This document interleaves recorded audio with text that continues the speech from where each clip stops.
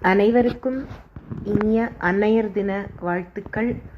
மூலமும் முடிவும் அன்னை அப்படின்வார் என்னுடைய குரு அரவிந்தர் அன்னை. ஸோ இன்னைக்கு அன்னையர் தினத்தில் என்னுடைய கிச்சன் சேனலை மதர்ஸ் ஃபுட்ஸ்னு திருவுருமாறி ஒரு பெயரை நான் பதிவு பண்ணுறேன். அதுக்கான லோகோ இது. எல்லாருக்கும் பிடிச்சிருக்கும்னு நினைக்கிறேன். அண்டு இதை ஸ்டார்ட் கொடுக்கும்போது எங்கள் அம்மாவுக்கு ரொம்ப பிடிச்ச பாடல் வரிகளோட ஸ்டார்ட் தரேன்.